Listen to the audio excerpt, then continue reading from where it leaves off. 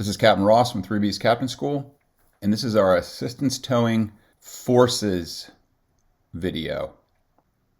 All right, let's talk about the forces that you'll encounter when towing another vessel. So all vessels are subject to forces or types of resistance. Disabled vessels are limited in how to overcome these forces and depend on the towing vessel to move them through the water. So you're going to be moving your vessel against these forces or types of resistance and the disabled vessel. So your tow rig transfers all forces between the two vessels. Crews must learn how to recognize these forces and their effects to successfully complete a vessel tow. So let's talk about static forces first. Inertia is the tendency for a vessel at rest to stay at rest. So basically, if you're going to pick up a disabled vessel in tow, that vessel is at rest and is going to resist any motion. The displacement or size of that vessel is going to determine the amount of force that's working against getting it moving. And it's kind of self-explanatory or obvious. The bigger, heavier the boat, the more force you're going to have to apply through your tow line, tow rig, and your vessel to get that vessel moving. So a larger vessel equals more resistance and therefore more danger. It's going to put more strain on your tow rig and your vessel and the disabled vessel's fittings, cleats, and such.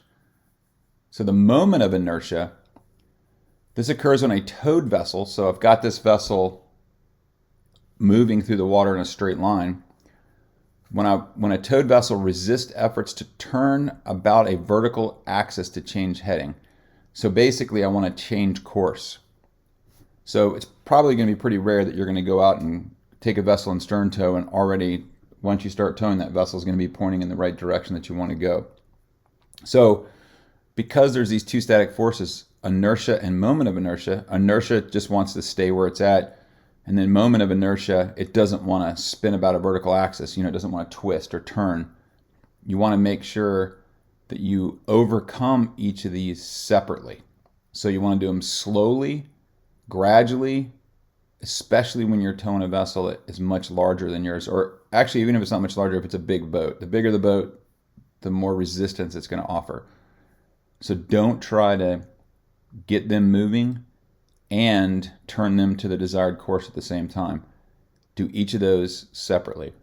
Get the vessel moving, and then once you're moving in a straight line, and you've overcome inertia, then take up your course heading back to safe harbor so that you overcome the moment of inertia. So these are two static forces, and these are basically internal to the vessel that we're getting ready to tow, the disabled vessel. Remember, static forces resist vessel motion. Large vessels create more resistance. And to overcome inertia, moment inertia safely, come ahead slowly and straight ahead before changing your heading. All right, so next we're going to go over dynamic forces. So these forces all come into play once you have the towed vessel moving. The first is momentum.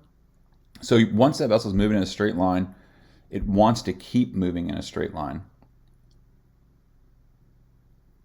Again, the greater the vessel's displacement or the faster you're towing it, the harder it's going to be to stop or change direction because it wants to keep going where it's going. Angular momentum is once the vessel's heading begins to change. So let's say I want to make a turn.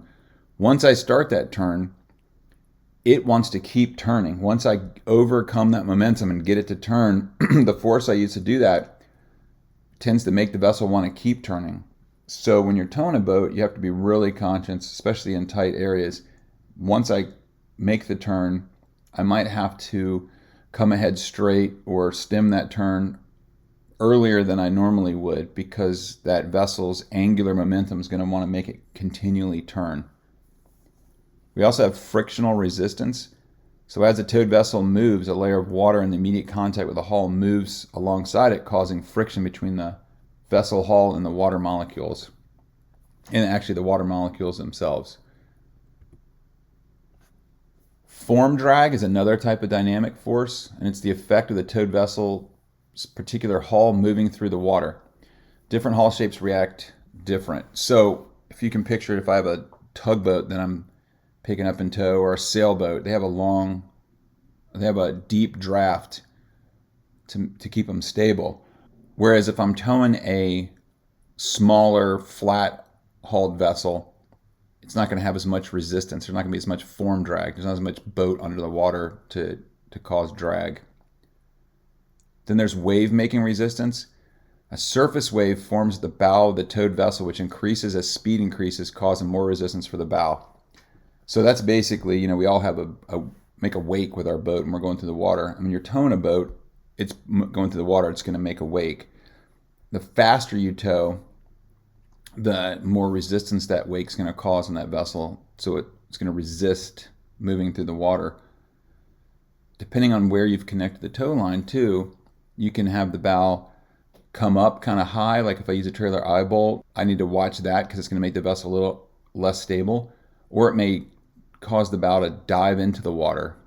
So wave making resistance depends on the vessel's shape and the speed that you're towing it at. Always tow at a safe speed. Wave, spray, and wind drag are frictional forces that act on the towed vessel's hull, topside, superstructure, and rigging, and they all contribute to the overall motion of the vessel and transfer of forces to and through the towing rig. Bigger waves, more resistance. Lots of spray because it's windy and choppy, more resistance. The stronger the wind, especially if it's coming, like right at you, you're driving into it, it's going to cause more friction, and all these cause more stress on your tow rig. So the buoyancy response and gravity effects, that's what I was just discussing when you're towing it as you pick up speed.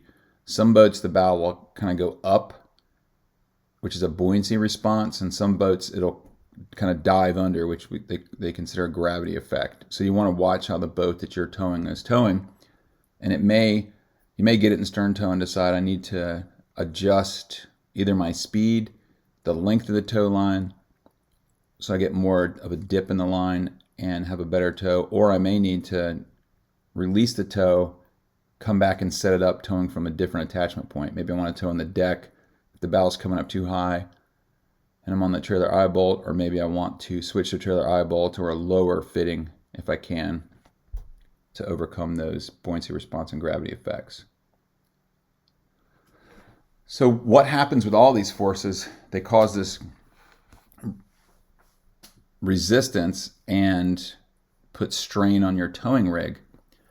So one of the things that can happen is what we call shock loading, and that's the rapid, extreme increase in tension on the tow line, which transfers through the tow rig and fitting to both vessels. So I'm going to use my cursor here. If you see, we've got a tow line here between these two vessels here. So this is the towing vessel, and this is the disabled or towed vessel. And this tow line here has a nice dip in it, and this dip is known as the catenary. And that dip does a couple things for us. As the vessels are being towed, the weight of the line kind of helps tow this vessel, and there's not as much strain on the fittings on the towing boat or the towed vessel. It also gives you all this room. So if the towing vessel happens to go down the face of a wave and the towed vessel isn't in step and is going up the backside of a wave, it's going to cause a lot of tension on this line, so it's going to take up a lot of this slack. And then as I go up the backside of a wave and the towing vessel comes down a wave, all this tension is going to be released and the line's going to slack. And sometimes that taking tension and slacking can happen very rapidly and cause this shock loading. And the shock loading, because the lines are nylon and stretch, can cause a lot of damage to the line, but also puts a ton of strain on the fittings on both boats, the towing vessel and the towed vessel. And if you're towing a vessel that's at the upper limits of what you're designed to tow, shock loading can cause a lot of problems. It could damage the gear, it could pull the cleats off the boat you're towing, it can damage the tow line, which really reduces its braking strength, so it could potentially break on you. Or if you're in heavier seas, the tension that comes in and pulls that towed boat might pull it so hard it might pull it over, capsize it, pitch pull it on a wave. So we have to really pay attention to shock loading and minimize it as much as we can once we see it. So how do we prevent or reduce shock loading? One of the first things we do is reduce our towing speed. In addition to using a drogue or angling the course to 30 to 45 degrees off the waves, slowing down lowers frictional resistance, form drag, and wave making resistance. You want to avoid any rapid movements or changes in direction. So reduce my speed. I could put a drogue out, which we'll talk about later in the course. Also, if I'm in some heavier seas, instead of going right into the seas, head in, or straight down the seas or waves, maybe I take them 30 to 40 degrees off the bow or 30 to 45 degrees off my stern, and that'll reduce the effect they have on it'll help maintain that constant distance between the two vessels, so I can maintain that dip in the tow line and prevent shock loading. So you'll always want to be in step as much as possible. And in step means that we're both vessels are on the same position of the wave. So we're both on the crest of a wave, we're both descending waves, we're both climbing waves together. Obviously we're not going to be in the same wave, because then that would be a very short tow. But maybe they're 1 or 2 wavelengths behind us. In step, when you do it in pictures, always looks pretty easy. You know, I'm going up a wave, they're going up a wave. I just adjust the tow line. But anybody that's spent any time in any kind of seas on the East Coast, they're usually not that set up in that equal distance apart. Usually the seas are kind of chaotic, and it's hard to do that. So a lot of times you're going to be constantly reducing your speed, maybe speeding up a little bit, changing the length of your tow line, changing your course to kind of maintain those vessels in step as much as you possibly can.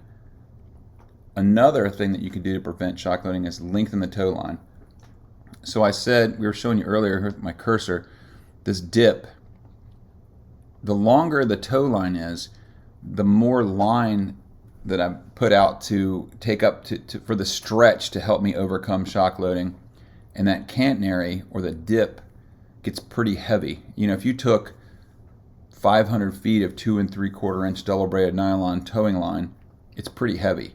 And then you add water, because it's dragging through the water, and it can be pretty heavy, and that weight helps reduce shock loading, because it's a lot of weight for the line to pick up and for the stretch there. So reduce your speed,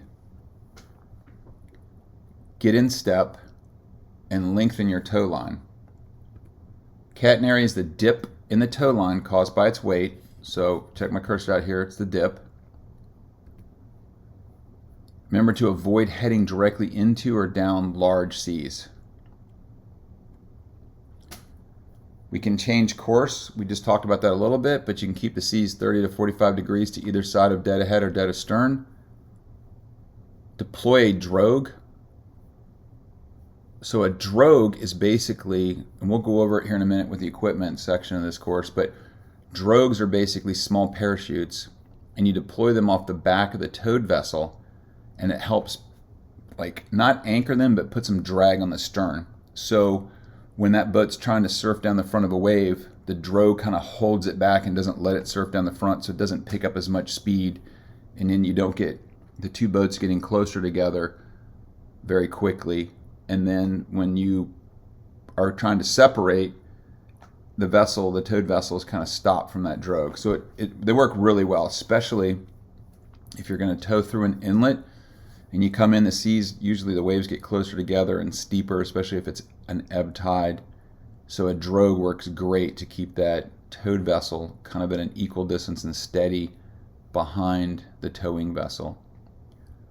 So you can also constantly adjust speed to match that of the towed vessel. And I've done this a whole lot offshore on the East Coast, and it's pretty difficult to adjust speed to stay ahead of the shock loading. What normally happens is you'll get it 2 or 3 times in a row, and then the 4th time you'll increase the shock loading because you won't have matched. You'll come up when you a couple seconds too late and miss your little window. But with experience and practice, you can. Some people are pretty good about adjusting the speed to match that towed vessel.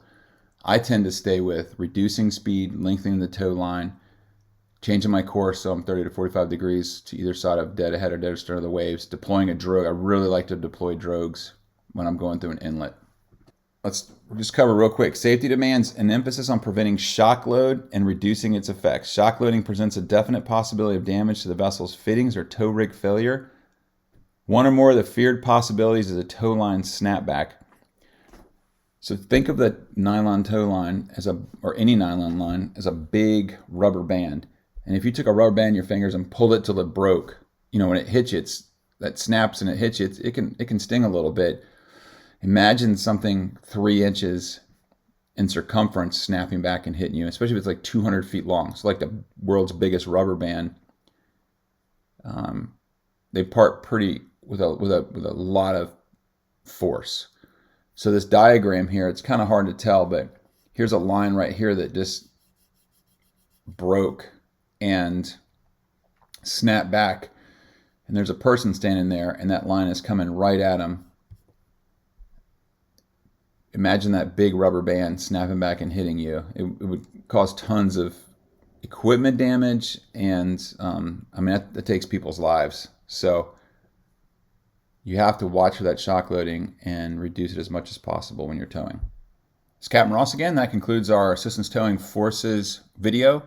Please check our YouTube channel for other videos on assistance towing, master's upgrade, and operator of uninspected passenger vessels.